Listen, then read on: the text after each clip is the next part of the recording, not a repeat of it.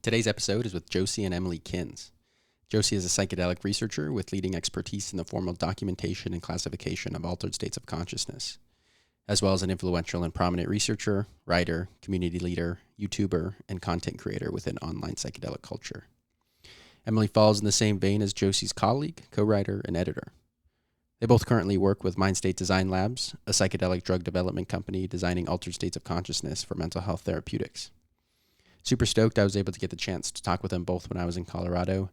They were gracious enough to offer their time for an interview, and I thoroughly enjoyed this conversation, as the study of consciousness is an immense interest of mine.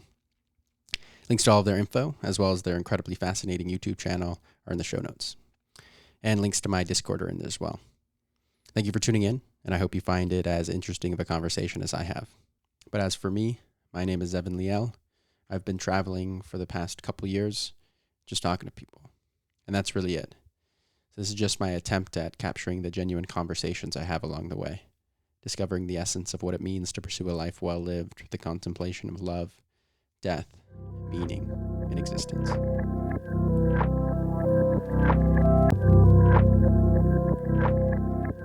Cool. Sweet. So Emily and Josie. Yes. Awesome. Thanks for being on. No problem. Would you guys be able to kind of explain a little bit what you guys do exactly? Shall I go first, or do you want to go first? It's really either way. I can either way. Okay, I guess I'll go first. Yeah. Sure. So I am a psychedelic researcher of sorts. I specialize in formal classification and documentation of altered states of consciousness, both as a professional internet person and then also as a project manager for a biotech research company. I originally founded a project when I was, 17. I'm about to turn 30, called the Subjective Effect Index, which essentially breaks down altered states of consciousness, such as the psychedelic experience, into individual subjective effect labels with formalized descriptions, leveling systems, image and video replications. It's over 250 different articles. It's a project that I focused on for better part of a decade and then eventually started doing it professionally as a career. Awesome. And then what got you into that to begin with? Like, what started your psychedelic experience? So I discovered psychedelics when I was 17, and I'd always wanted to contribute something to science, I suppose, but I never did very well at school and didn't really know what I wanted to do with my life. Then when I discovered psychedelics, I was immediately obsessed with them. It became a lifelong passion, and I was listening to a lot of Terence McKenna lectures, and he said that we weren't going to understand the psychedelic experience unless we map it out.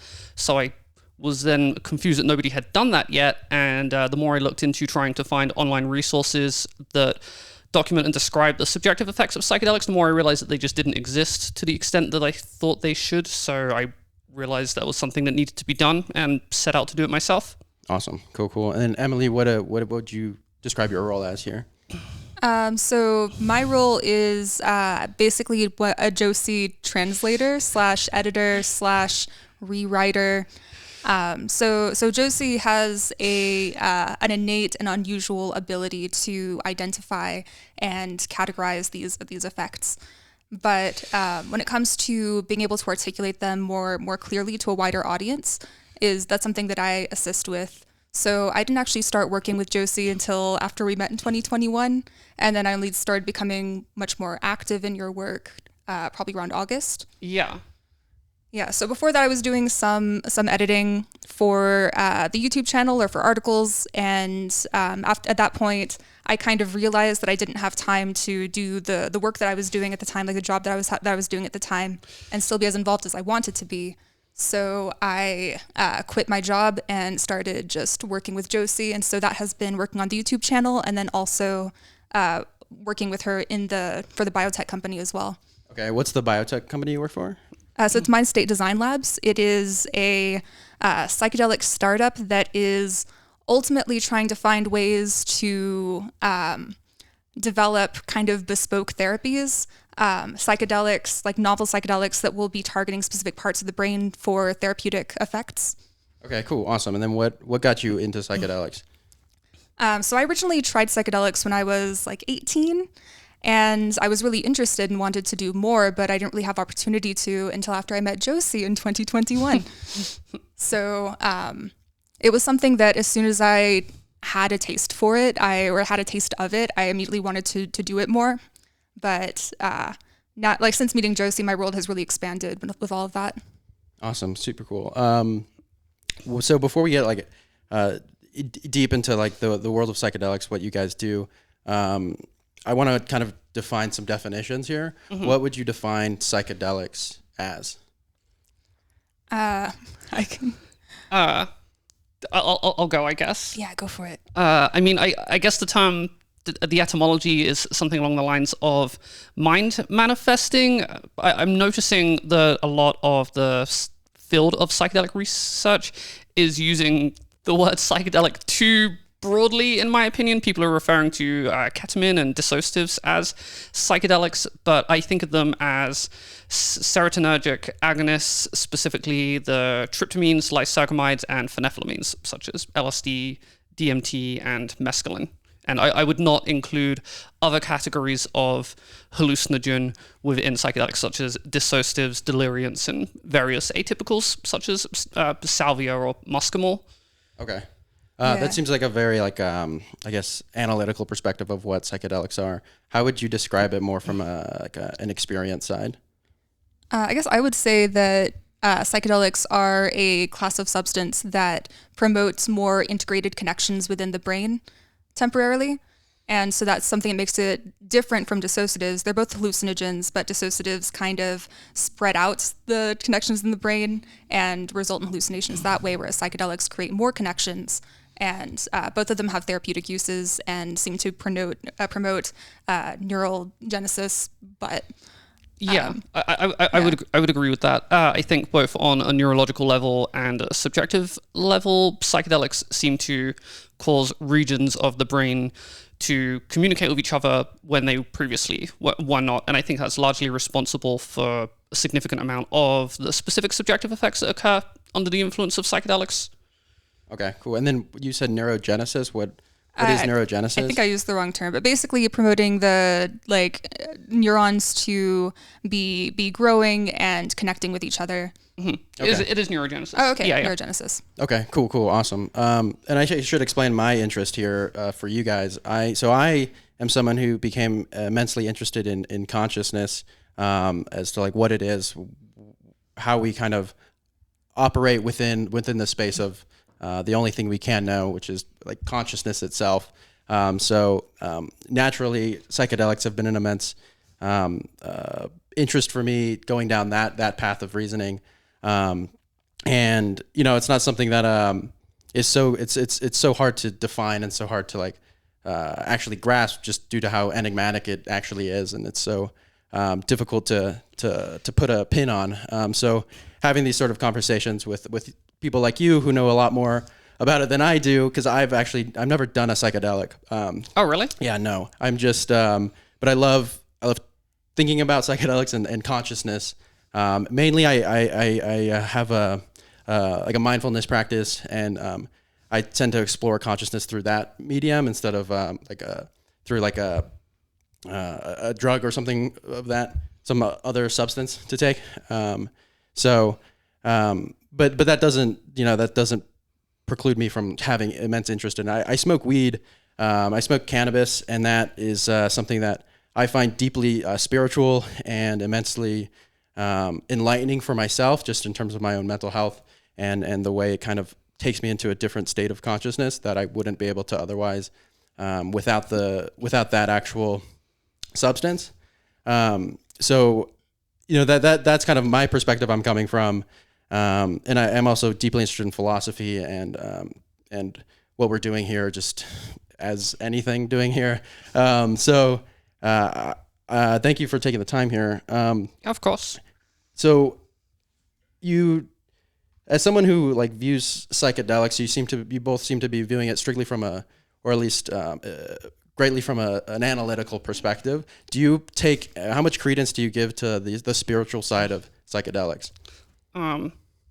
I think that psychedelics are deeply spiritual. Mm-hmm. They caused me to have spiritual experiences, but I very much take the materialist stance.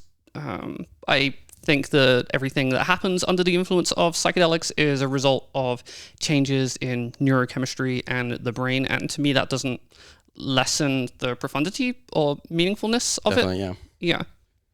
Yeah, I would say we definitely both come from a materialist perspective, and we think that everything that people experience, as part of our minds and our consciousness in our brains, that our brains are capable of doing all of that, that it doesn't require some kind of outside of the physical thing to create those experiences. And when it comes to the spiritual, that definitely doesn't preclude that, because I think that the way that our brains ultimately evolved is to have these experiences, to have experiences of deep like feelings and sort of like spirituality and like emotions that are difficult to put into words, and like things that are not directly explainable in our typical day-to-day terminology. What would you define spirituality as? I think of spirituality as putting one's life into a context that is part of a bigger picture or a larger context outside of one's own day-to-day life. And I think of religion as prepackaged spiritual ideologies, I suppose. And I think that humans have a sort of innate drive to come up with these spiritual frameworks to give their life more meaning and purpose. Okay, awesome. I think of spirituality as being more about those feelings. It's very well known that certain things can induce feelings of the divine or spirituality. In particular, live music tends to be a really strong example. I'm someone who grew up in an intensely religious situation. I was religious, homeschooled in the South. And I remember having these very religious, spiritual experiences in live music at the church. And then as soon as I started to do things outside of the church, I realized that those same experiences are something that we are kind of built to do. And they can be, there's lots of things that can induce them, and psychedelics are definitely one of them. And I think that it's a very important and good thing for our mental health to embrace some of those feelings, and I don't think that they have to conflict with analysis at all. Definitely. What is it? So I guess I kind of want to go more into the subjective effects index, which you guys deal with. Would you be able to give a kind of a synopsis of what you do specifically and relating to the subjective effects index, and kind of in layman's terms for people who don't know? Yeah, sure. So I take subjective experiences such as the psychedelic experience or the dissociative experience or any experience that could be considered an altered state of consciousness, and I break them down into individual subcomponents. So there are sensory, cognitive, emotional, physiological categories of effects, and then there are subcategories within those, say visual or tactile effects, and within visual there might be visual distortions, visual hallucinations, geometry, and then I break those down further into individual labels, and I attach to those labels formalized phenomenological descriptions, often with detailed leveling systems and general analysis. There's actually a large community around the visual and auditory side of it called the replications community. It's got a large following on Reddit, in which they try to create visual representations of how it looks to trip. I don't think the visual effects are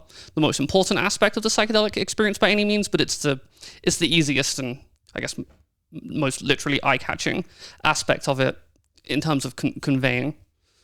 What got you into the replications? I guess when I was originally writing my visual components of a psychedelic experience article as a teenager, I just needed a visual medium to showcase different aspects of the experience. So I would collect whatever I can that was already made online. A lot of it would come from visionary art. There's definitely a crossover between psychedelic visionary art and replications. And then a lot of it just didn't exist. So a community over time was formed around trying to convey what it looks like to trip. And it's kind of a combination of an art form and a phenomenological technology, because people are constantly trying to outcompete each other and use different techniques and such to convey the experience. Yeah, definitely. But it's something that I'm sure is just so far beyond what you can see on a computer screen, where it's just, it's not something that it can be represented appropriate or accurately in any real sense. It depends on what aspect of the experience you're talking about. So like the open eye stuff, visual distortions, colors getting brighter, open eye geometry, things like that, I think those genuinely can be conveyed with the current technology we have. When you get to really high level stuff and you're hallucinating things that look 4-dimensional and could not be captured on a screen, then yeah, that's right. But I think the technology is closer than you might suspect. Oh, really? Okay. In terms of just conveying the visual aspect of things. But obviously, when you're actually going through those experiences, there's so many components that couldn't be captured in video form. Yeah, I'm sure. And then, so what is your role in the dealing with the subjective effects index? So I guess with the effect index, the original one, I've done some editing for the articles, and but then in terms of the more recent compilation of effects that Josie's been working on, I've been going through and helping with the organization and like really pinning down of some of these definitions. Do you think I could talk about time distortions a little bit? Yeah, go for it. Cool. So I guess to give you an idea of what kinds of things we're talking about in terms of there being effects and then there being subcomponents of those effects is, I think time distortions tends to be a really good one, because there's two large categories in that, and that is one is one's perception of chronology. So something that was long ago might feel like it was yesterday. This morning might feel like it was last week. That's things that we normally experience, but they can also be further induced by altered states of consciousness. And then there's the more moment to moment, feeling like, an hour has passed and you look at your clock and it's been 15 minutes, that sort of thing, those kinds of time dilations. And so trying to find discrete terms for all of these things has been a real challenge, because I guess like time sense is not just a single thing. It's to do with memory. A lot of different substances can affect memory. And so it's really just a conglomeration of different things that the brains are doing that create these effects. And so I stumbled across a term, chronoception, which I've used as the term for the moment-to-moment time passing, like your just internal sense for time passing. And then there's the more like temporal distortions of it seeming like, I guess like time has passed differently, or the atemporality, which is a feeling of being outside of time. But yeah, it's broken down into a lot of different things, just to give you a general idea of that sort of thing. Yeah, no, totally. There's so much to deal with. I mean, when you're talking about trying to put an objective, like an objective analysis on a subjective experience, there's so much difficulty with that. What would you say is like the hardest, or at least one of the more difficult problems you've come into trying to capture a subjective experience? Is it the essence amplification that we've been trying to pin down lately? Yeah, that one's really hard. Yeah. Yeah, I guess there's, like, if I'm going to use that example, I was actually speaking to an expert about it this morning to try to figure out how to do this. But there's this term called rasa. I believe it's used in... Is it Sanskrit? I believe it's like Sanskrit, like art analysis or art appreciation. That's probably not the right thought. But anyway, so I'm going to try to explain it. So like an aesthetics term, or yes, it is related to aesthetics. Into that. Yeah. So basically, it's the feeling that you get about an item, say. So you can look at a conglomeration of something's components or different traits, and then get a feeling about it. Like an example that's used is rocks can be used in like Zen gardening kinds of things. And there's a sort of evocative feeling of the coolness and hardness and steadiness. But basically to have this increased tendency toward rasa is to see things and get a very strong, like visceral feeling of understanding what they are in some kind of level that's beyond just standard verbal ideas or emotions exactly. It's just like a feeling of what that thing is. Yeah, it's really hard to explain because it's feeling the essence of something beyond the words that you would use to describe it, and then trying to describe what that experience is using words. Yeah, so an example that I used to try to pin this down with the expert I was talking to today is that when it comes to increased music appreciation, which is something that is a common effect of several compounds, that I kind of think of it as there being two general components of that, which is an increased tendency to listen to the details of the music and kind of be taking in all the different components and be really more actively listening to it. And then there's an increased tendency to get a lot of emotion from the music, to be emotionally affected by it. And this kind of like being emotionally affected by it is dissimilar from rasa in that the music kind of creates an emotion inside of you, whereas rasa is you having a feeling about something else, but it doesn't become your own feeling. Where did you stumble upon this term rasa? The experts, like someone who works at Tom Ray. He was a close real life friend of Alex Shogin. Who's a guy who invented hundreds of different psychedelic compounds. He's considered historically significant within the psychedelic subculture, and he has his own general classification system for altered states of consciousness that part of my job has been translating and integrating into this new version of the subjective effect index I'm developing. Mm-hmm. Yeah, and then I've been increasingly involved in that as well. Yeah. So, which is why I guess I was talking to him about it. But yeah, it is something that I guess like has existed as a term or as an idea in other cultures, but not really in our culture. And we're still trying to figure out what kind of term we might use for this effect. We've thought about using the term rasa, but it's not English is one thing. Yeah, I mean, there's lots of borrowed words. I like guess that's so. not. Yeah. That's not like inherently a Right. problem. I prefer them to be immediately understandable based on the title itself, but it's not always an option, unfortunately. Yeah, that's kind of why we wouldn't do that. Like why we might not be able to do that as well with this particular term, because if we do, like we've thought of several examples of ways that we might describe it, and pretty much every single one, if people just looked at the term and didn't read the definition, they'd come away from it with a different idea than what we're actually trying to get across. Definitely. Yeah. I mean, it's like you run across that problem in philosophy where a bunch of philosophers are trying to come up with their own jargon and nobody knows what they're actually talking about. How far back does the literature go when you were talking about like categorizing the effects of psychedelic experiences? So it goes back to about the 60s. I've been working on this project for the last year or so, where I've been doing a large-scale literature review of all other altered state of consciousness classification systems in existence, of which there are many of varying degrees of quality, I suppose.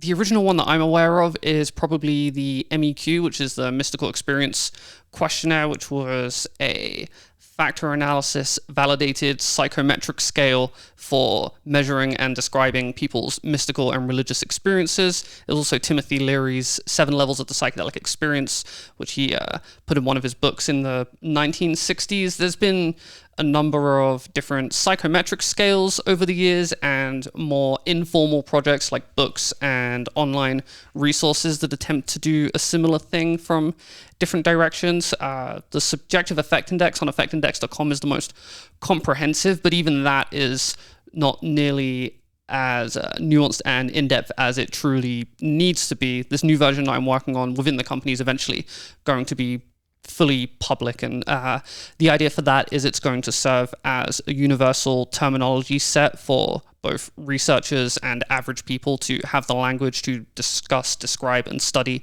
altered states of consciousness, something analogous to that of the DSM, regardless of your thoughts on the DSM. Yeah, that is a question I had. Like, how does this differentiate from the DSM? Maybe the DSM being, the Diagnostics and Statistical Manual of Disorders. It's definitely analogous in a lot of ways. I think the biggest difference is more just the point of focus. We're talking about drug-induced altered states of consciousness, and the DSM is talking about mental illness and categorizing symptoms for professionals to diagnose them. It's pretty analogous, but they're also quite different. There's a lot of crossover. Cool. Like there is a classification system of altered states of consciousness, kind of within the DSM that I have integrated into this new version of the Subjective Effect Index. And then to clarify, I believe there is some literature that's been found that there have been some attempts to describe some aspects of altered states of consciousness from indigenous cultures that have been using psychedelic medicines or rituals for a very long time. It's just talking about the ones that are in the more that have gone through a more scientific approach is what Josie was talking about. Okay. I mean, how far, I mean, when we talk about like psychedelics and like the experiences that one can have on them, I think from our perspective, we take it from like a Western view. How much of like Eastern philosophy or like different types of rituals throughout the world do you take into account to start to like try to classify these things? I think that it's not an area of expertise for us necessarily. We are definitely aware of it, but at least to some level. But we aren't really attempting to be bringing in a lot of, I guess with the nature of this project, we're trying to make it as usable for people in this culture as possible.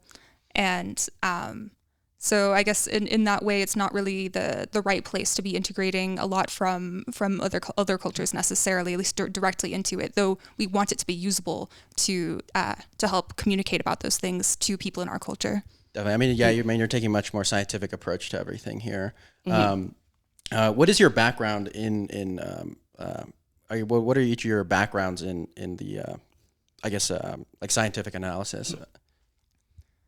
So I have a degree in professional writing and rhetoric, minor in business, and after kind of waffling through some different stuff for a while, I did get a job as a research administrator at Colorado State University, and it ended up just being not the right fit for me professionally, but it's like I'm definitely like interested in research, and I've I did some original research that was cited in some academic journals for my undergraduate thesis. But it's just something of interest for me, and I have a lot of interest in the methodology and really analyzing how we find knowledge and how we test knowledge and how we get closer to a full understanding of things. Yeah, I'm very much an outsider to traditional academia. I went to a pretty terrible secondary school in southeast England. It was so bad that they got the government involved and knocked it down the year after I left. I had the opportunity to go to university after college, but I was so passionate about documenting and classifying the subjective effects of psychedelics at that age already that I realized that there was no relevant field that I could study. I guess I could have gone into psychopharmacology or neuroscience, but even then it felt more tangential. So I spent the last decade just working entry-level jobs while running my personal online passion projects, founded a few prominent websites such as Psychonaut Wiki and the Subjective Effect Index project. And eventually, once psychedelic medicine became capitalism approved, I just promptly got snapped up by a company. Yeah. I definitely feel for you, or I guess I relate to you on that aspect because I have no degree in philosophy. I have no specific training in academia or anything like that. But it's something that I feel like you can. It's not necessarily, especially with the work that you guys do and philosophy as well. It's not necessarily something that needs to be taken through like a proper university. Or within a specific range of academia, just because these are things that are applicable in other ways outside of the traditional route of exploring ideas and analyzing these sorts of experiences. So yeah, definitely that's it seems like you guys are doing very interesting work here. Do you guys you mentioned in a conversation you had with Destiny, the other, like, he's an online personality. You don't necessarily have a favorite psychedelic, but rather ones that you kind of have favored toward, or like a certain predilection towards, with pertaining to certain experiences that you would like to feel, or what is? Can you kind of dive into that a little bit? Sure. I suppose it depends on the context. If I want to have an extremely deep, spiritual, and impactful experience, ayahuasca would be my favorite. If I want to go on a hike through nature, LSD would be my favorite. If I want to have fun at a party, I suppose I would go for 2CB. For stuff like sex, I would choose 4-HO MIPT. For a short but intense trip, I would choose DMT. It really just depends on the situation. And there's such a variety of different experiences available within just the realm of psychedelics, not even including the different categories of hallucinogen, that it's impossible for me to pick a favorite. Yeah, and you've mentioned you've taken over 200 psychedelics? I've taken over 200 different psychoactive compounds, mostly psychedelics. Okay, and then how many have you taken, Emily? Have we even counted? I don't think we have. Let's see. I think I may have tried a good. Well, if we're talking about specifically psychedelics, or just states of, or like altered, there's substances that take you into some altered states of consciousness. Like I've tried at least 10, right? I'd say you've tried about 24, maybe. Oh, but yeah. I'm not sure about 24 psychedelics at least. I've dyscalculia, but that's the number that's coming to my mind. Yeah, I think it's been more than 10 in the relatively short period of time I've been exploring. Yeah, you've been trying a lot of different obscure psychedelic and hallucinogenic compounds. Yeah, I mean, I think a lot of people get kind of they get kind of fixated on the traditional psychedelics like LSD, psilocybin, ayahuasca, DMT, stuff like in the mainstream media. But where do you even go about like exploring different types of psychedelics? Like, how did you kind of get into like the more niche psychedelic? I was very fortunate in that I got into drug use at a very specific point in history in the United Kingdom when we had the best and most well-developed research chemical market in the world. You could order all sorts of obscure research chemicals and have them delivered to your door next day for ridiculously cheap on the clear market for many years until they implemented the psychoactive substance ban in, I'm trying to remember when that was. I think it was around 2016 or something. And because of that, I was exposed to an incredibly wide variety of psychoactive substances. And since I became a prominent online content creator or writer within the psychonaut subculture, I just developed the connections I needed to have access to those sorts of things quite readily. Awesome, cool. And then what has your experience been with like the more niche psychedelics? So I mean, it's basically just like through Josie. I guess so this has all been very exciting for me, kind of like getting into this whole world. And when I have opportunity to try something that sounds interesting, I often go for it. I will say that I have like kind of a sort of kind of blurb that I like to tell people when it comes to trying psychedelics. And that is to go slow, basically. It seems like I know personally and am personally a person who has an unusual level of reaction to psychedelics. There's a lot of variation in how people react and what kinds of things are good or anxiety inducing, and really like to sensitivity to dose.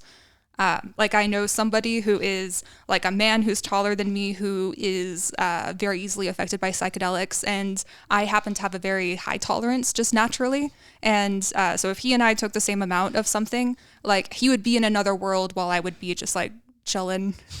And so I think like if you don't already know where you fall in all of that, it's really best to start slow and figure out where what your reaction is to a specific compound, and only go forward from there, because people can have very negative experiences on psychedelics when they are kind of just thrill-seeking inside their own brain without really taking into consideration how to do it safely and in a way that's beneficial for them. Definitely, yeah. I mean, that's resonates with me because I'm somebody that is immensely sensitive to just cannabis. I mean, I'll take one hit of like a joint and I'll be high. So it's and that's part of my hesitation doing psychedelics is because I know how susceptible I can be to substances. It's not that I'm putting it off the table completely, that I would never try psychedelics. But I've been kind of doing a lot of research and just kind of my own, just through my own autodidacticism, been studying psychedelics for like 2 years, just on my own, just kind of interest, online or whatever. But I've never actually taken that leap to go and take one myself. But you, Emily, you said your first psychedelic experience was in 2021? It was back when I was like 18. Well, I guess 18, yes. And then there was like a long gap until I tried them again. Okay, sweet. And then, so what was your first psychedelic experience like? Psilocybin. Okay, it was on psilocybin. Yeah. Okay, and then how did that, and then I guess how does that differ from the ones you've had recently? Let's see. I guess like ones that are similar to psilocybin are in some ways the ones I do the most. I'm definitely a tryptamine person personally. And like psilocybin, it's really exciting that it's being decriminalized here in Colorado so that people can more easily and safely be exploring it. I'd say that the difference for things, I mean, like LSD is definitely different.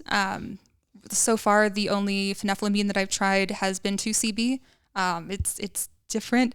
I don't know. Like I have kind of abnormal reactions to a lot of things when it comes to these substances. When it comes to like 2CB, for example, I found that it really distorted my proprioception. So I would be like kind of like confused about what the position of my body is. Like I didn't have like an automatic sense for it. Okay. Yeah. And let's see. I think honestly, like there's a lot of things I'd want to be exploring more. Like, I guess like DMT is weird. It's definitely a lot different from psilocybin. It's kind of hard to just kind of more abstractly think about like what is different about these different things. I guess like there's definitely, I think vibe differences are one of the most like important things. And then there's also definitely differences in the specific effects that you get. 4-Homet is in some ways kind of similar to psilocybin, but I find that it has more premium visuals, especially closed eye visuals. Mm-hmm, Premium visual. Okay. No, I mean so that kind of brings me into the question: is there any psychedelics you wouldn't take? I mean, so I know in your recent video, you guys released a couple of weeks ago, the delirium replication video. Oh, yes. And then in the description of that, you said basically to avoid this at all cost. Do not do deliriums. It's how does that differ from psychedelics? And then what exactly makes you say that you shouldn't be taking these things? So deliriums are essentially what a not very well informed conservative boomer might imagine when they think of psychedelics. They make you feel incredibly ill physically. You often cannot swallow. You often desperately need to pee, but it feels like your urethra is blocked with concrete.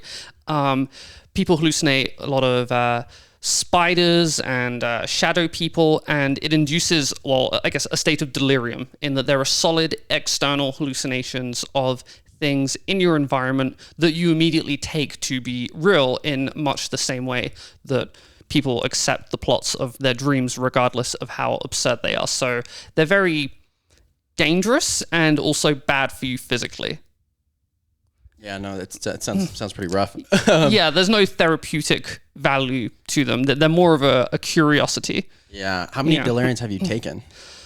I've done a lot of diphenhydramine or Benadryl. I would combine it with DXM, a dissociative, because if you combine it with a dissociative anesthetic, you can offset the physical side effects. So you can experience the delirium without feeling horribly ill. And you might not want to take that out. We don't want to give kids advice because those are both available like over the counter, right? Yeah, and out of all of the compounds I have tried.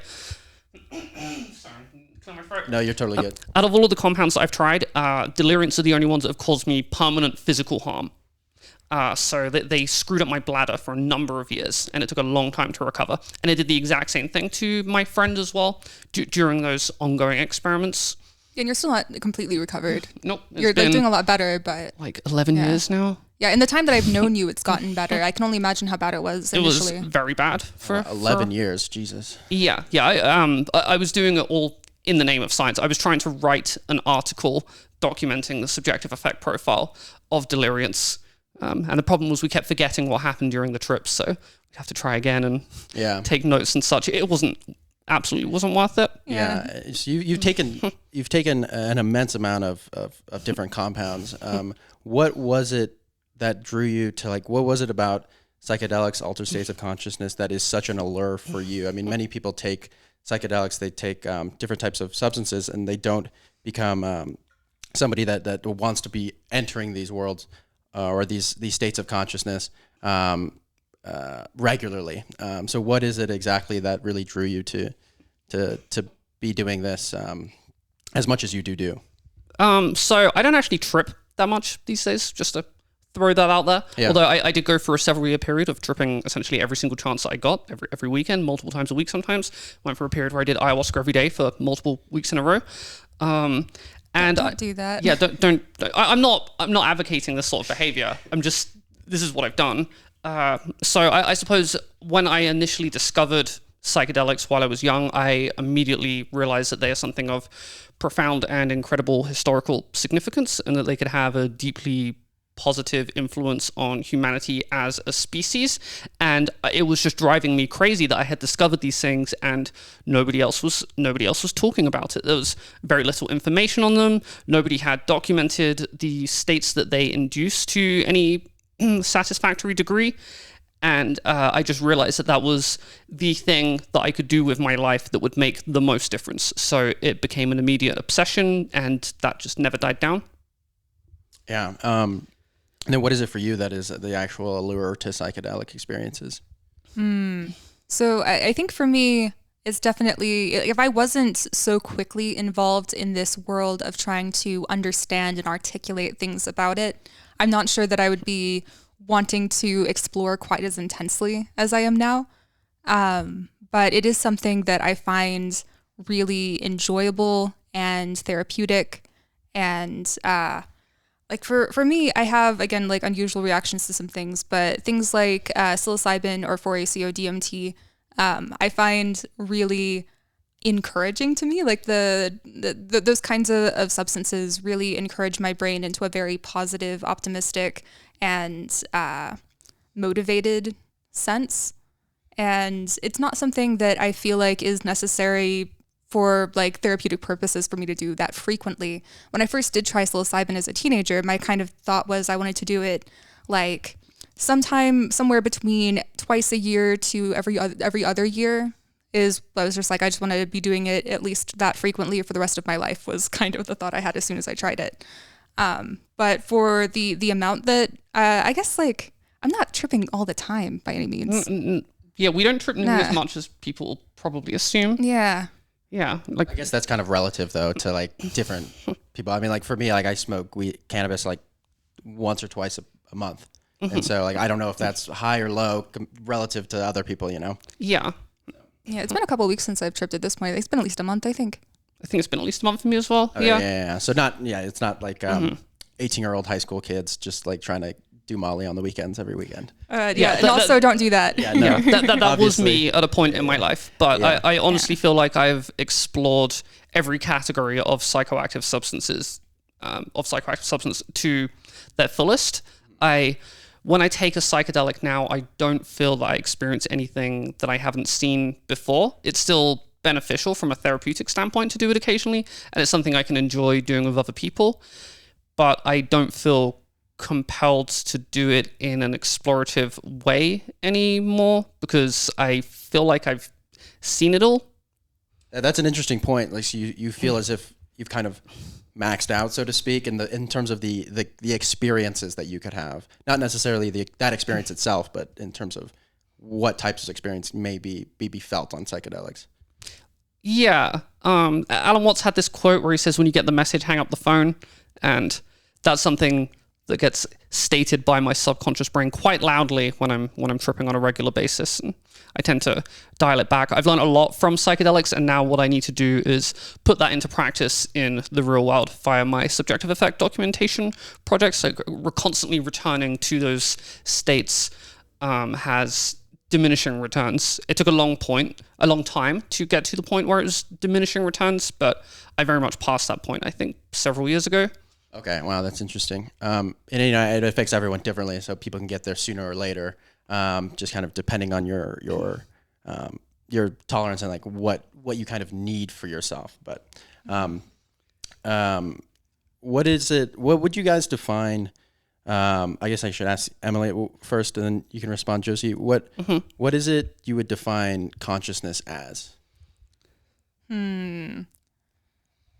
So I guess for me, I would think of it more as, I guess, a complex set of mental processes that allow people to experience moments in time and themselves.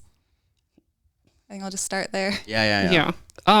So I don't have a super concrete definition of consciousness that I could argue in a philosophy debate or anything, but my general intuition is that consciousness exists on a spectrum and is pretty synonymous with awareness being able to receive input and respond to it. I think everything is conscious on some level, but to varying degrees of complexity. Everything from, I don't know, a single-celled organism that can receive sensory input, or a plant, all the way up to human beings or computers or whatever. Okay, I was about to wonder if you thought that books were conscious. Okay. I think that books are because conscious. You said everything. I mean, so there's this, okay, no, I understand you're talking about like. Yeah, I mean, do I think an atom is conscious? I mean, maybe it's on the consciousness spectrum. I guess I. Yeah. It's hard to say, really. Yeah, I wasn't sure what you meant by everything. Yeah. Yeah, I meant everything. Oh. The philosophical term panpsychism is the reference to what you just made. Yeah, no, it is interesting. I mean, when we think about like what consciousness is, how is it more of like our minds are like more of an antenna to consciousness, and consciousness is just always existing, or is it something that is built based on, I guess, complexity within an organism? But there are difficulties that come with each way of thinking about it. I mean, it's not something that I've expect any of you to answer. It's something that is being thought of and researched. But I mean, altered states of consciousness. It's just kind of. Do you kind of view this baseline?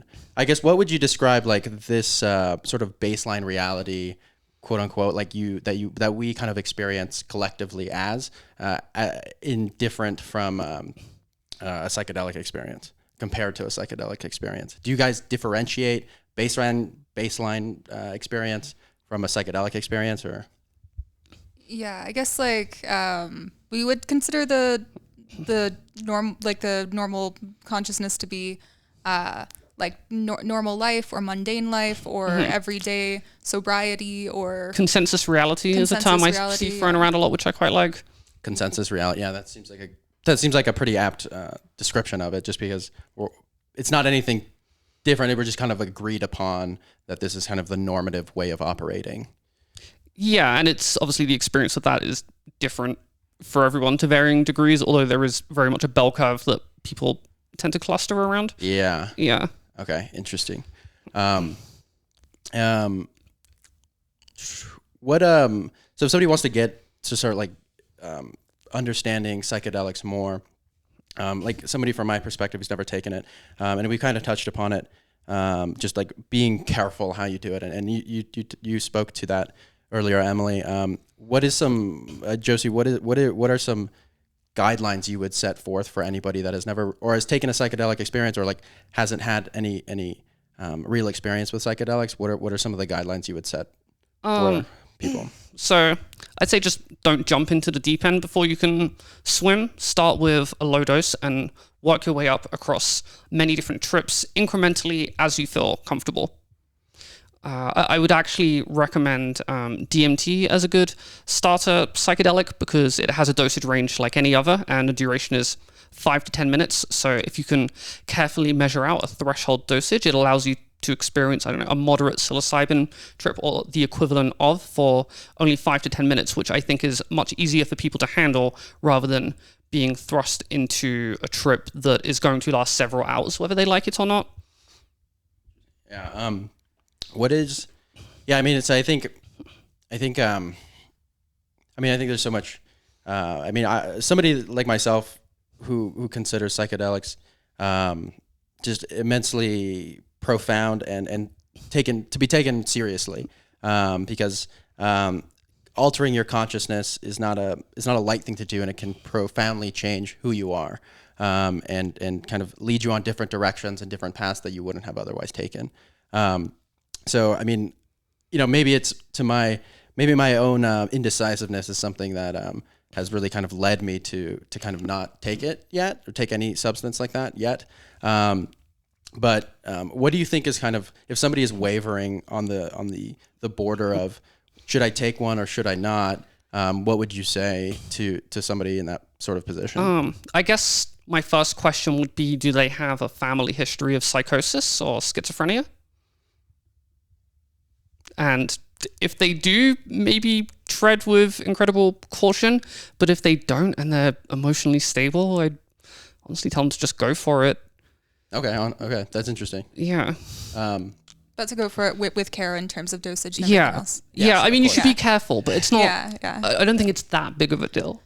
Okay. Yeah. I think you should be careful, but I don't think it needs to be treated like this insane thing that could potentially ruin your life to quite that extent. Just if you start low, the risks are very mild. Yeah. I wouldn't encourage them to jump into the deep end and have an ego death breakthrough experience, but just taking a threshold dose of psilocybin or DMT I don't think is going to cause any problems, and from there they can just see how they feel about it and act accordingly. Yeah, like there are definitely people who have been harmed through use of psychedelics. I will say that a lot of the stories in mainstream things about that, a lot of them are through combinations of substances, often that include opiates, which are much more dangerous, typically speaking. But when it comes to dangers from the psychedelics themselves, it is definitely real. Like it's not like your brain isn't just a toy. These substances aren't just toys, but the risk of, if you are doing it in a safe and reasonable manner, I'd say is kind of is it not a very similar situation, but I would kind of compare it to the risk of somebody who's in good mental health and say they try alcohol for the first time and quickly become addicted to it. They could have this capacity to be prone to addiction, and for them alcohol might be a bad thing, and of course it's not a very healthy thing regardless, but for most people that's not going to be their experience. I agree. I mean, as somebody, I guess it depends on the substance, I'm sure, and everyone has a certain predilection towards certain substances. So like someone like myself who has a family history of alcoholism, Same. It's not so, I don't drink at all. Not that I haven't drank before excessively, but it's not something that I find myself feeling any good off of. So I eventually had to stop doing it. But it didn't ruin me as a person. It's like psychedelics, the risk of addiction is intensely low, in part because they do tend to develop a nigh instant tolerance. Like you can't just do them frequently. Yeah, they'll also punish you if you're using them too frequently. Yeah, they'll tell you exactly why they're punishing you as well. Yeah. So I used to live in Oregon, Portland, Oregon, and I went to a psychedelic conference there, and they spoke heavily to the point of reintegration after a psychedelic experience. What are your thoughts on reintegration? Like what is like kind of the guidelines for reintegrating yourself from the experiences and from the kind of what you can undergo during one of these processes? I guess I would recommend just not having another psychedelic experience until you feel that you have processed the previous experience. I think integration does kind of happen naturally to some extent. I think writing trip reports is a really good way to sort of process the experience that you went through, but I don't think there's a standardized way that you can integrate an experience that you had that would work for everybody. Yeah. I think practicing deliberate mindfulness in remembering the trip or writing a trip report can definitely be very useful for integration, and that I think that trying to do some like active integration work is pretty important if you're looking for specific therapeutic outcomes. I think that for a lot of experiences that people have, like people can have very strong, intense experiences, both good and bad. And just in general, because of the risk-averse nature of our brains, we tend to very easily integrate negative experiences because we want to be more defensive in the future, whereas good experiences can be much easier to fall out of our brains if we don't hold on to them. And so I think that, trying to, especially for very good trips, and like a good trip is a whole kind of world to get into, like how people think of that and what a bad trip is. But for deeply meaningful experiences like that, I think because of the way that psychedelics do mess with our memory, it can be especially important to very deliberately integrate. Yeah. Well, would you be able to speak more on, and that is a question that I have thought about immensely, was the idea between a bad, quote unquote, bad trip or a good trip. I know a lot of people refer to it as like difficult trips or challenging trips. What is your take on that? My basic take on it is that I would only really call a bad trip one where someone is completely overwhelmed with the experience and is unable to just experience it as it comes, where they're not really processing anything in particular. They are just being traumatized.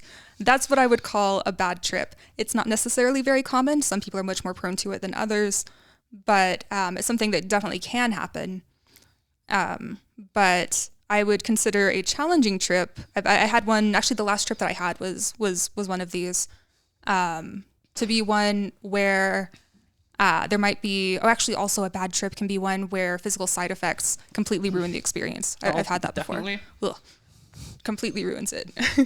But the most recent trip I had that was definitely on the challenging side was something where I was in a state where I wasn't able to process things cognitively or analytically the same way I normally would, but I found myself in a way that I perceived afterwards as basically seeing myself, judging myself in my life, and just holding myself back in that kind of way. And so that was not comfortable, that was not easy, but it was definitely therapeutic in the end. But it was a whole experience to get through. And good ones are, just having a fun time. The tryptamines tell you that you're awesome. And it's like, yeah, I'm awesome. Yeah, come to a bunch of positive realizations. Yeah. Is that how would you agree with what? I would agree with that distinction. I mean, bad trips that I've had are ones that I have slipped into a delusion and started to freak out or panic or have an anxiety attack or something along those lines. And generally speaking, the thing that I am panicking over isn't real. It's some sort of delusion or an exaggeration, and I'm often in a state where I can't really process the situation that I'm in. And then challenging experiences that I've had are ones where they're heavily centered around processing grief or introspection or regrets, things like that. And those are generally very therapeutic. And then good trips that I've had have either been immensely recreational or defined by transpersonal and mystical experiences, such as like states of unity and ego death and profoundly beautiful hallucinations, things like that. Yeah. Are there any experiences that you'd be willing to share, or a specific trip that you've had that has been, meaningful towards you or like shaped you in any specific way? Yeah, so I guess I have a set of 4 or 5 experiences in which I underwent what I would classify as level 4 unity and interconnectedness, where my sense of self became attributed to not just my brain or body or general conception of my identity, but my external environment and the entirety of my internally stored model of reality, which I guess for modern humans is the universe as a whole. And during those experiences, I would have the overwhelmingly profound experience of being the universe experiencing itself through the particular point in space and time that this biological organism with its sensory input happens to exist. And those experiences have impacted me more than anything else I've been through. And I've written very few trip reports over the years, but every time I've been through that, I've been through it 4 times in total. I've written an experience report for that. And I think that states of, I refer to it as unity and interconnectedness, but people commonly refer to it as states of non-dualism or oceanic boundlessness, are the most profound and impactful aspect of the psychedelic experience in general. And how do you take those an experience like that, and then what are your conceptions of what just happened? I mean, after like starting to come down and kind of going back to what you know, what is it that you exactly kind of, how do you analyze that for yourself? Well, so I think of, so this is an experience that pops up all throughout history and in different philosophies and meditative practices and religions and such. So it's not something that just happens on psychedelics. It seems to be all over culture in general. I see references to it even in children's cartoons. But I think that a person's sense of self exists on a spectrum between what is felt to be me and what is felt to be differentiated from me. In my day-to-day life, I am very depersonalized. I don't have a sense of self. I feel like an automaton. I've been depersonalized since I was about 14, so it happened before I started using psychoactive substances. But a level above that, people typically, more generally, have a sense of self that's attributed to their thought stream or their brain or their body or a general conception of their identity. And I think you can modulate which concepts within your reality model have a sense of self as opposed to a sense of not self attributed to them. And as you go further up the spectrum, it could be your immediate external environment. So you could feel that you are, say, the room experiencing itself, that there's no distinction between you and what you are taking in through your senses. And above that, it can reach the point where your sense of self becomes attributed to your entire model of reality, which I assume for pre-agricultural humans was probably just a conception of nature or existence or the spirit realm. But for modern humans, their internally stored model of reality seems to be space, the universe, Earth, nature, things like that. Definitely, yeah. I mean, the sense of self is something that I am analyzing from my own consciousness, my own perspective, because I mean, through meditation and through like a mindfulness practice, that the core of it is realizing that there is no real sense of self. Like what we refer to as I is not really there. So like, how was that for you? What was the process like for you, as you mentioned, before you were 14, before you kind of disassociated from your sense of self, after and then having, or no longer feeling that anymore? So at first it was anxiety inducing and disorientating. I did gain my sense of self back at the age of, I think it was 17, during one very specific LSD experience. I stopped being depersonalized, and I remember what that was like quite distinctly. I was like, wow, I'm me, I exist, I'm a conscious agent approaching an external environment, and I can use my sense of free will and agency to manipulate the world around me, and it's me doing it instead of a pre-programmed response to sensory input. So I remember that feeling quite well, but eventually it just sort of faded away again. And the only other times I've had a sense of self since that's faded away is when my sense of self has been applied to everything as opposed to a specific thing, i.e. me or Josie, this person. Interesting, yeah. And free will, you bring up the topic of free will, and that's something I wanted to talk to you about. What is your sense of free will, and how would you define free will, and how do you experience that? I do not experience the illusion of free will on a day-to-day basis. I know what it's like to experience that illusion. It feels like you do an action and it's you doing it. It's not just an automated response to your external environment. And most people feel that when they do an action or they say a thing, there aren't just words coming out of their mouth in an automated fashion. There's a sense of me doing the thing. I don't have that. I personally believe that free will is an illusion. So I very much fall in the hard determinist camp. Yeah, that's pretty much it. Yeah. Emily, what is your experience of free will and the sense of self that you have? I Or do. if you do have it. I do. Yeah, I'm, I guess, more of a typical experience in that way. I do experience the illusion of free will, but I do more like cognitively consider it to be an illusion, at least for the most part. I think I have a more standard idea of like a sense of self, or a more common experience of a sense of self. Yeah, just over here being an individual, though. In the wild. Yeah, though I've definitely had the experience over time, like, you know, growing up and forming identity more intensely, and I know, like, I've experienced there being certain times of life where it feels like to maintain being me, I must continue to do the things that I do. And as you become more of an adult, you kind of realize that what you are is always going to be changing, and that it's better and happier to just let that happen. Yeah. And what would you describe your sense of self as? Can you be a bit more specific? Yeah. So like, so you kind of, Josie kind of mentioned, like, it's like this sense that I am a person, like, behind myself, behind my own mind, having control over the physical environment or your mental environment. Do you experience it in that way as well? You said like you kind of, do you experience your sense of self as you are the Like, I am a person and I do things. Okay. Yeah. Where do you end, though?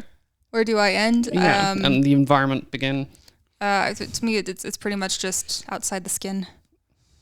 Okay, so Standard. it doesn't standard. It doesn't translate into the couch or to the moon or the universe, whatever. No. I will say that when I've had times where I was an especially avid cyclist, where I feel like my bicycle is an extension of my body. But aside from that, Yeah, that's very common. Lower end of Unity.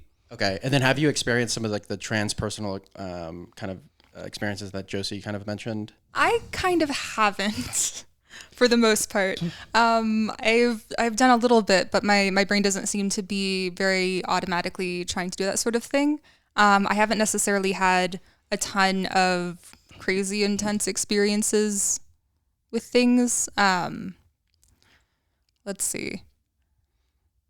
And part of it is that I do have a naturally very high tolerance. So to get me to, like, to be clear, you don't have to have a certain dosage of anything to specifically have a mystical experience. And if anyone is chasing a mystical experience, it doesn't necessarily help you get it. But yeah, I haven't really had that much. I have had ego death, but mostly in respect to completely messing with my memory. So I just kind of like, what? You see me like Lose that? the ability to recall who you are or what anything is. Yeah. And when it comes to psychedelics, they seem to affect my memory less so than they do for other people. So through some experimentation, I think I've realized that there is a sort of suspension of self that I experience, but I still remember being me more so than most people do. There's this like state that I get into with some tryptamines where it's kind of interesting because like my voice changes, it becomes higher pitched, and like my mannerisms change a lot. We sometimes compare it to be like kind of animalistic. And I think when I'm in that sort of thing, there is sort of a suspension of my normal sense of self. It may well be that I've just been socialized to kind of speak in a deeper voice normally, just because that tends to be more respected in our culture. And it could be that just removes me doing that, me deliberately changing my voice, and so it just becomes higher. Not really sure about that, but yeah, I unfortunately don't have that much to say in terms of I just wanted to clarify something, which is I've been through a high-level Unity experience 4 times, and I've tripped hundreds of times. I remember my friends giving me accounts of these unitive experiences as a teenager and being completely obsessed with Alan Watts and his talks on non-dualism and really just seeking this experience. And I kind of came to the conclusion that the more I sorted out, the less likely it was to occur. Eventually, I sort of gave up and forgot about it. And then eventually one day it happened. Then it happened twice in a 2-week period. Then it didn't happen again for, I think it was 5 or 6 years. And once I'd forgotten about it again, it spontaneously happened. And people seem to have different propensities for Unity experiences in particular, although there's about a dozen different categories of mystical and religious experience that we've categorized. Yeah, I remember I watched your the categorization, your tier list of was it? I The mystical experience tier list. Yeah, mystical experience tier list. That was a fun video. Yeah, no, it was very interesting to watch. And then I remember you mentioned ego death, and if I recall correctly, you put it at the bottom of that tier list. I put the term ego death at the bottom of the tier list, not the experience of it. Okay. Because the term ego death is a colloquial term that basically has no meaning, and people use it to refer to all sorts of things. I then took the specific subcategories of ego death that we have identified: absent selfhood, expanded selfhood, fractured selfhood, and I put those in a higher tier. Yeah, to be clear, when I said that I've experienced ego death, I was talking about absent selfhood. Yeah. But it is just like the term that people more likely use online. Mm-hmm. Just because they're kind of a swath of experiences to be held under the umbrella term of ego death. Is that kind of why you guys? Yeah. It's slang that essentially refers to some sort of disruption in a person's sense of self. So people can use it to describe the state of losing one's sense of self, so you can no longer recall who you are, what anything is, often through long-term memory suppression. But then they also use ego death to refer to basically the exact opposite of that, where your sense of self has expanded to include more things, a unity experience. And then they can also use it to refer to breakthroughs or just anything really. The term is very vague. When I use it, I mean to refer to absent selfhood, and that's how we both use the term. Absent selfhood. Okay. Yeah. And then, I mean that's interesting. Do you know where the etymology of ego death comes from? I think the earliest example I could find of its use was in Timothy Leary's book. Something like the Psychedelic Experience, based on the manual of the Tibetan Book of the Dead. I'm not saying the exact title of the book, but that was on the bookshelf. It's on the bookshelf over there somewhere. But yeah, that was the earliest account I could find of that term, ego death. Yeah. Okay. Interesting. So it seems like it originated in the 1960s. Yeah, and part of why Josie doesn't like the term is because it's a very dramatic term that is could be used to fearmonger or to kind of make it seem like a more mystical deal than it necessarily has to be, I guess. Yeah, and people that have been through ego death are often some of the most arrogant, egotistical people you'll ever meet in your life. Yeah, they have the smallest ego you wouldn't understand.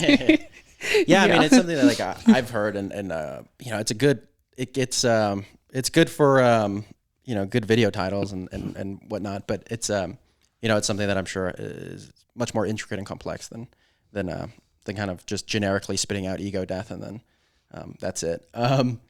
So many people can leave a psychedelic experience with a kind of conflated sense of how the world works. Like you can kind of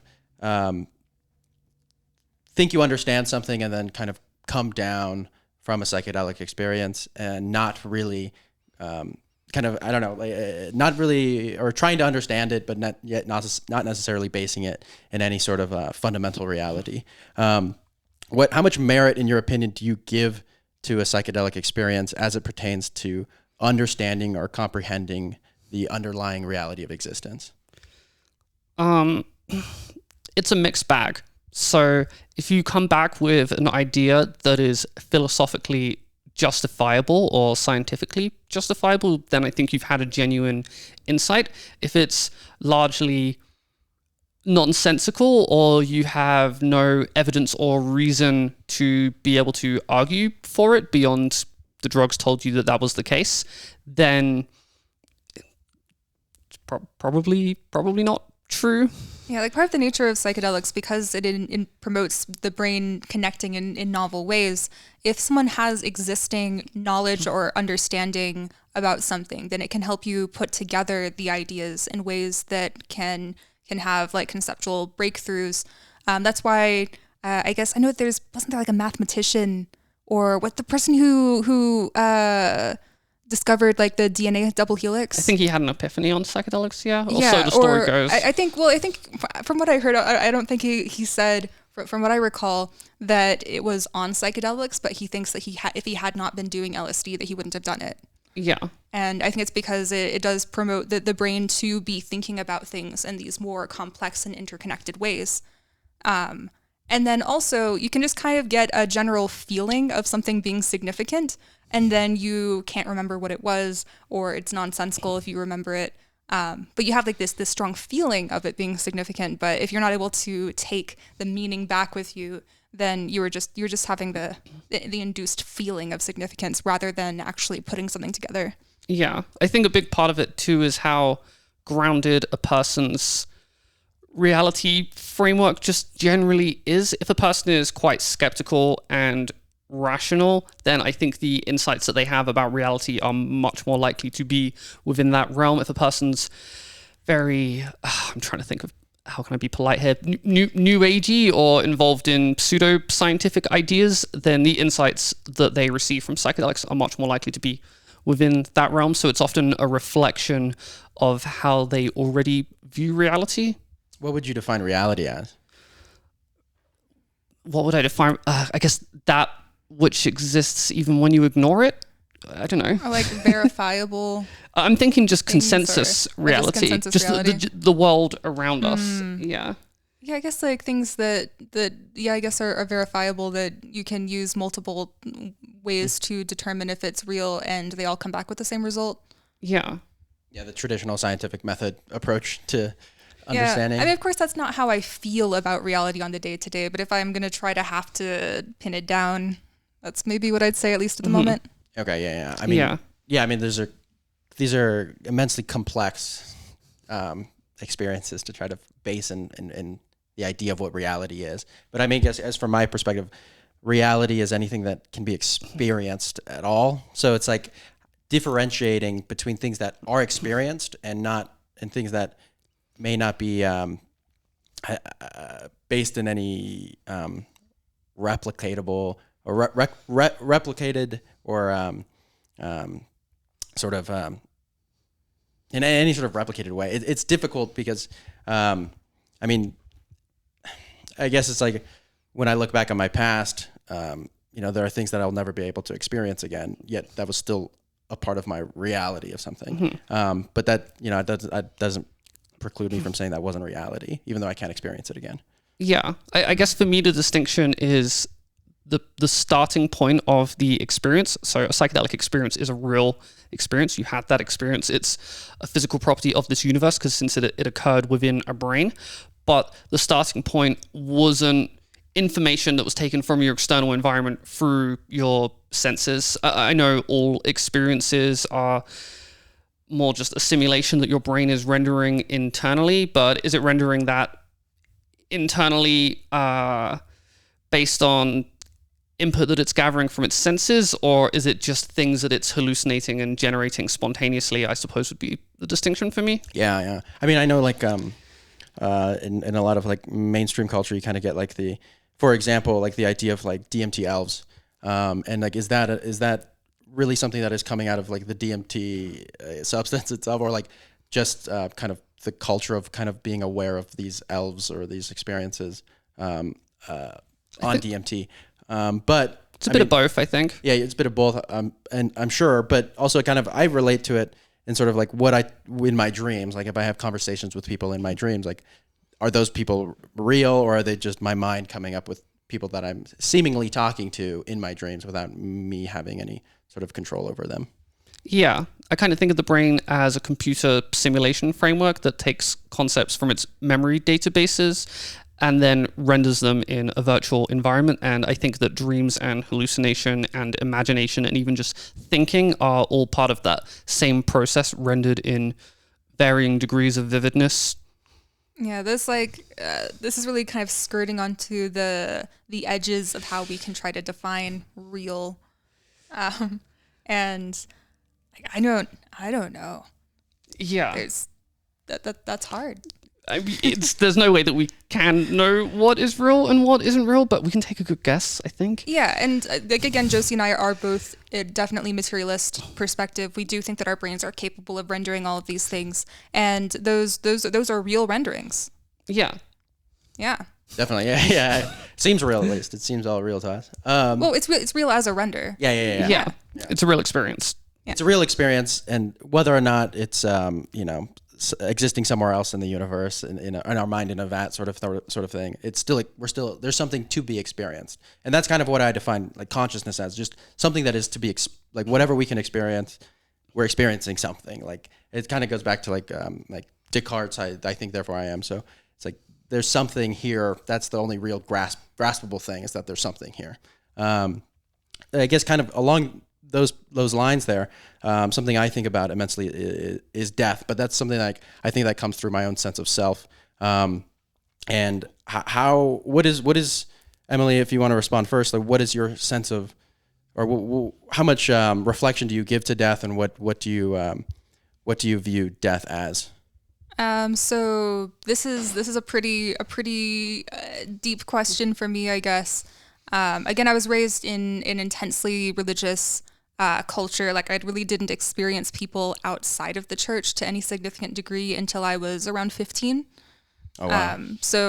And then it was, I was just so hungry to like experience the normal world and become able to integrate into culture more. That was something that was very interesting to me. But when it comes to death, it's something that I've thought about a lot. I've watched a lot of Ask a Mortician.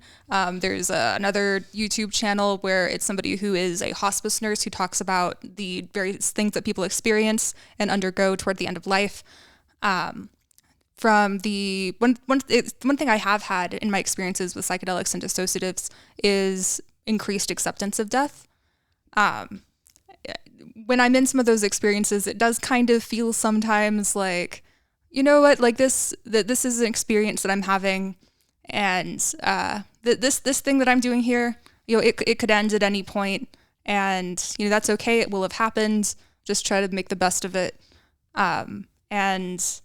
I guess, like, what was your question more specifically about death? I just want to make sure. No, just like your relationship with death and how you view it. Yeah, it's, I do think that the experiences that we have are inside of our brains or our bodies, and that once the brain or body is no longer doing that we no longer exist. I don't believe in an afterlife or anything like that at this point. I'm not saying that I know it's not the case, but I don't believe in it personally. Totally. Josie, what would you... Okay, so I guess I've experienced a statistically abnormal amount of death for someone my age in this part of history. It's something I think about a lot. I don't believe that there is an afterlife or anything like that. There has been this sort of metaphysical message that psychedelics have given me in regards to a sort of materialist conception of an afterlife over the years. I don't know for sure that it's true, but I suspect it's philosophically justifiable to at least some extent. And so often when I'm going through high-level unity or ego death experiences, I get the profound sensation that the passage of time is an illusion, and that all time frames throughout the history of the universe, past, present, and future, exist simultaneously and eternally within the time frame that they occurred. And the reason that we experience time in the way that we do is because cause and effect is going in a particular direction. This is something that I don't claim to understand quantum physics or physics in general, and I think a lot of people that do are full of shit. But it's an idea that I see popping up in the modern scientific understanding of time and physics a lot. Even Stephen Hawking spoke about it quite a lot. And within philosophy, there's this idea of eternalism, or the growing box theory of the universe. The time is the fourth dimension, and it has a sort of physical direction, and the events that occurred in the past or in the future are on a different physical part of a map. And even though we are not there anymore, it's still over there. We're just not there anymore. So psychedelics give me the feeling and the message that although my life does not expand across all time frames, it started at a certain point and it ended at a certain point, that it will, for better or worse, continue to occur eternally within the time frames that it happened. And for me, I don't know for sure if that's true, but I do find it quite comforting. There's a lot to respond to that. In that sort of framework, do you think that death even exists? Yeah. Death would be the point at which I stop continuing into future timeframes. Okay. Yeah. Interesting. I guess it's something I can't really conceptualize in my head just without having undergone sort of a similar experience like that. I can maybe try to define it if you want. Yeah, please. Yeah, so basically everything that happens did happen in the past, and it's not a moment of time that we can go back to, but it did happen. And so if you think of the timeline as a physical thing that's stretching on, there's like this bubble of it, or this segment of it in which a person had their life. And you can't go back to it if, like, when their time has ended, they will not be in other parts of the timeline, but the part of the timeline that they were in will have always been part of the story. And to some degree, you can kind of, if you think of it as time always happening just in the past. Okay. Then you can think of it as like, always, it's like still existing in the timeline. Under the same vein here, this is something that if you don't have any way of answering, it's totally okay. Is there any insight as to what time is whenever you go on undergoing any sort of psychedelic?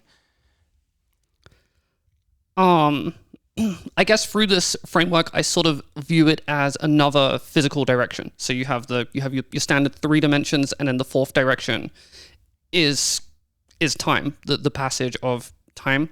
One way that this idea of eternalism is often conveyed is called the growing cube theory of the universe, or the growing box theory of the universe. So each square would be a segment or a time slice, and throughout that square would be different points in 3-dimensional space. But then it's also growing like a cube in like a physical direction, and that would be the direction of time. I'm not sure if I explained that in a way that makes sense. No, yeah. I mean, it's not something I expected you guys to have an answer towards. It's just something it's some of them, I don't know if psychedelics give you any insight into what time might actually be, but.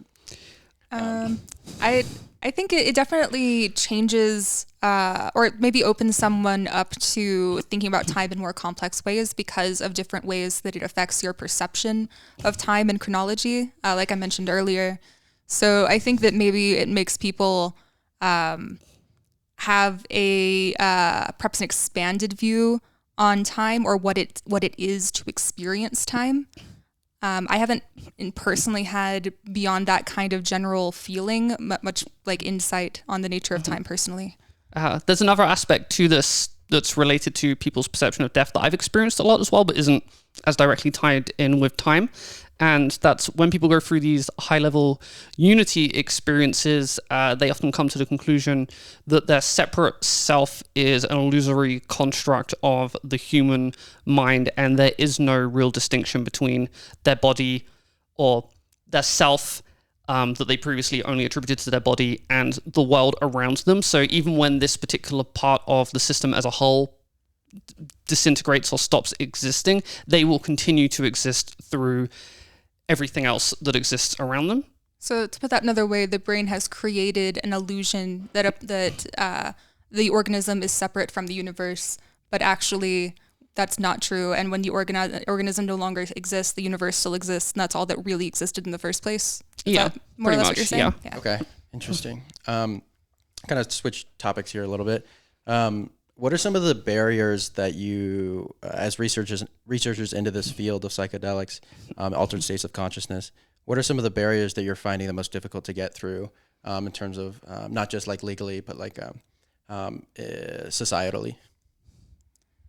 I think that something that I've kind of pushed for more so than Josie has is about when it comes to giving specific information about substances and the use of them. Like I have the guidelines that I like to give people, but aside from that, in part because of things like YouTube censorship and other like potential fear mongering from people who very deliberately want to misinterpret us and make things dangerous.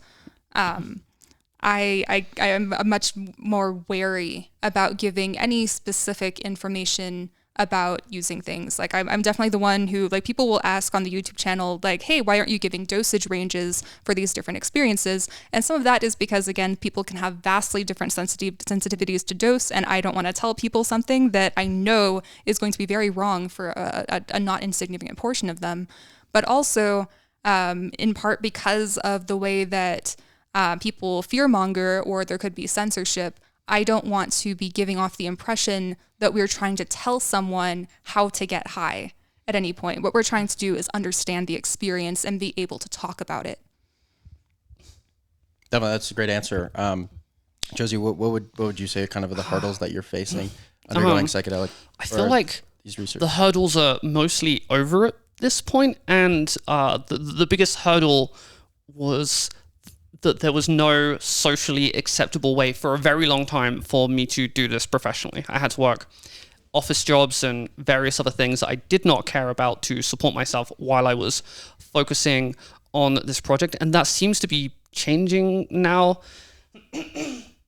Colorado just decriminalized plant psychedelics, and things are becoming capitalism approved. I work for a biotech research company. I suppose there are still some cultural limitations in that I have to be very careful what I say on YouTube because I don't want to face the wrath of the algorithm. Yeah, totally. I mean, it's like, I think the kind of the general consensus is coming over a big kind of hurdle to kind of understand what these are and what benefits they might hold for us. And, it's not something that has been an easy process. I mean, it's been decades in the making of us really coming to kind of understand them differently. And, Colorado, where you guys live, is such a, it's kind of a hub for all of this as well. So it's like Oregon and like the Netherlands in Europe. But, like, there's not that many places to be studying this in the way that you guys do. Is that something you guys would find to be true, or is that kind of... Yeah, it hasn't prevented me from studying them, but it's prevented me from being able to do it as a profession for a long time until recently. Okay. I do kind of think of, to some degree, the internet as a location, and I'd say that the internet is becoming, it's becoming increasingly common, I think, in some ways, for people to be talking about psychedelic experiences or otherwise being involved in those kinds of conversations, or just showing more awareness in the public square of Reddit or whatever else of being aware of these things or using these things. Okay, cool. Yeah. It had to happen outside of the traditional system for a long time, which is, I believe, why I got ahead of the curve, because documenting and classifying subjective effects was not something that was happening in a corporate or academic setting. So it inevitably ended up being a random person outside of the system. Yeah, I mean, that makes sense with so many other things that, if it's not, if there's not really like a straightforward way to kind of go about it, then, the fringe kind of figures out a way. So... Yeah. An example of what we're doing in terms of potential YouTube censorship or specifically demonetization is we have this DMT video that we've been working hard on, and it's partially edited, and hopefully it'll be out soon. And for the entirety of it, we never say the word DMT. Oh, really? It's dimethyltryptamine every time. Dimethyltryptamine. Just because DMT has some connotation to it. We'd be worried about, like, we've done some experimentation with changing the titles of videos to have DMT versus dimethyltryptamine, and the automatic filter will demonetize if it has DMT in the title, but will allow dimethyltryptamine. It's the scientific terminology. Mm-hmm. Yeah, so there's ways to kind of skirt about it. Cool. And to be clear, we're complying with all of the user guidelines. It's for educational purposes, which are carved out as a way that you're still allowed to talk about these things. Yeah, no, totally. Please, we're kind of getting to the end here. Please, for my audience, I would like you to kind of just take this time to kind of tell about anything you guys are doing or whatever you guys want to shout out. to the research you do and kind of what you're doing in this field. So Yeah, you go first. I'm out of water, but yeah, I can probably. So I'm trying to think what am I doing right now. So I've been focusing on the YouTube channel a lot since that has been blowing up over the last year or so and has become a decent revenue stream for us and seems to be the most broadly applicable way that I can get the work that I've done into the mainstream public consciousness. So that's been a big focus of mine. Professionally, I am creating an academically backed overhaul of the subjective effect index. And what we are doing is we are taking all of those labels based on a large scale literature review, and we are using them to tag sentence fragments of trip reports for psychedelic substances that have been broadly assayed, as in we know the specific receptor affinities that they modulate in the brain, so that we can build up a statistical model that correlates subjective effect outcomes with changes in neurobiology. So that's something I'm working on professionally that I think is going to be very impactful.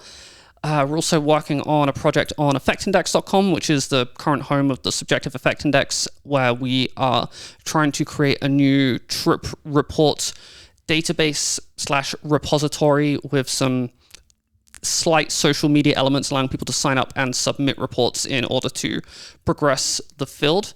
And I think that's largely it, other than some smaller projects in which I've been trying to use these new AI art machine learning models to generate accurate replications of high-level psychedelic experiences as a technology I'm exploring.